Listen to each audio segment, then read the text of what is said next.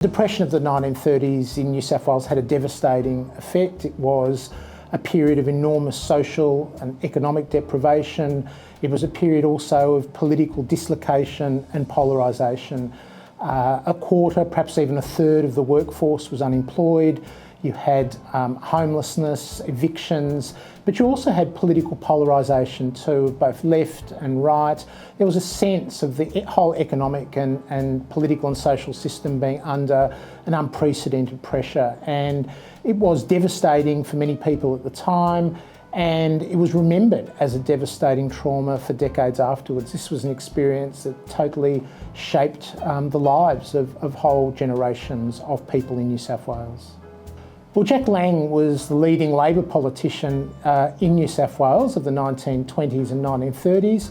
He came from a working class background, but he'd made good as a real estate agent and an auctioneer in expanding western suburbs of Sydney.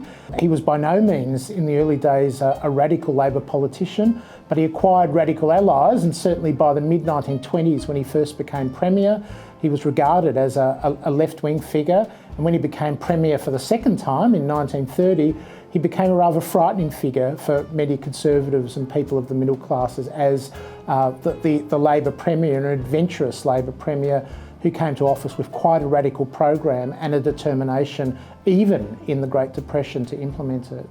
The Lang Plan was a very radical means of dealing with the Depression.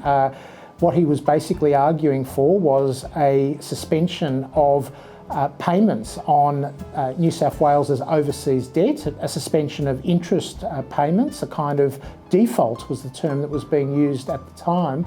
And this was being driven really by the fact that the state was running out of money. Lang had a program that he wanted to implement. He came to office saying that he would look after those who were least able to look after themselves, and all of this was happening in the midst of the Great Depression. Well, New South Wales public servants in Treasury had the job of implementing the Lang Plan as best they could. Their role was to provide Lang with advice, although he was regarded as a bit of a lone wolf, so someone who tended to keep his own counsel. He was a strong figure. He wasn't someone who felt he needed to rely heavily on others, but public servants acted in a conscientious way to implement the government policy of the day, but that involved extraordinary measures. The Treasury was essentially converted into a kind of bank. A conflict emerged between the New South Wales government and the federal government, because when the New South Wales government defaulted on its debt, under the existing financial arrangements, it became the Commonwealth government in Canberra's responsibility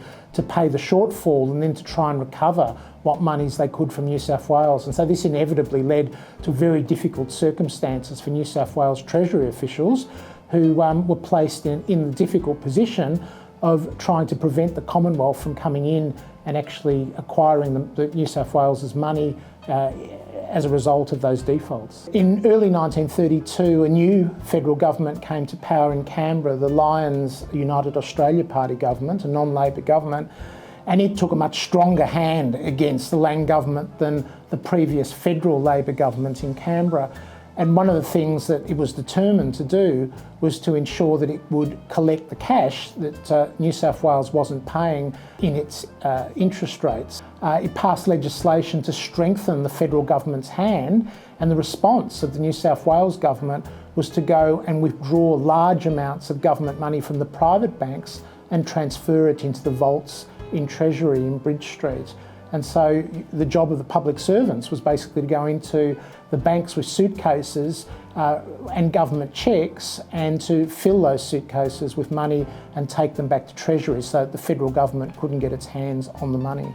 Treasury effectively in that period became a kind of bank. If you won the lottery, you would come into the Treasury building to collect your winnings. Treasury officials became responsible for ensuring payments to teachers, to public servants. You had instances of Treasury officials actually going armed on trains, taking money out to country areas to ensure that people were being paid, police and teachers and so on. So it was an extraordinary situation in which Treasury had to take on a range of roles, clearly that it was never designed to do.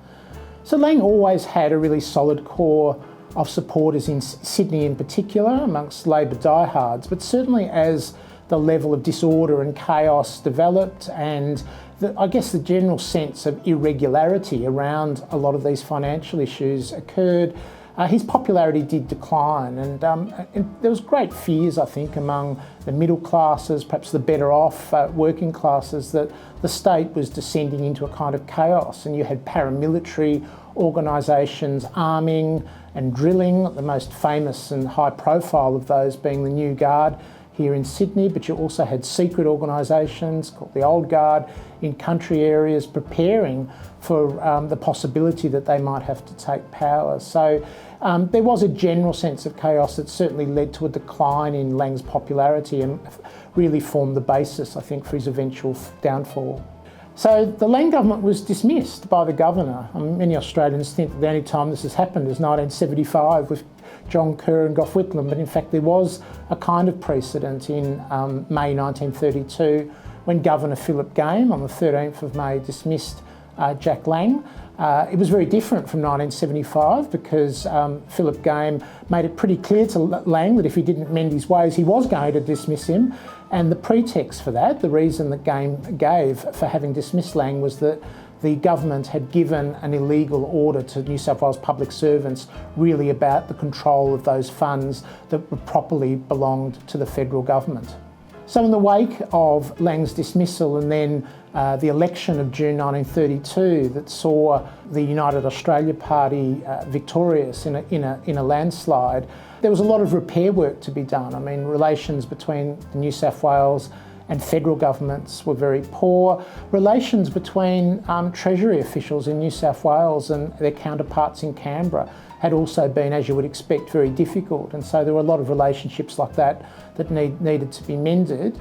The money was returned from the vaults of Treasury back into the banks, and with the changing government policy in New South Wales, it was much more cooperative, much more willing to follow the kinds of policies that had been agreed by the federal and state governments, which were a policy of really what was called deflation, cutting back government spending. The federal government was much more willing to deal with New South Wales, and so eventually, you did have a much more cooperative relationship develop between the federal and state governments over the issue of New South Wales' very large debt and the policies to be pursued by the government in New South Wales.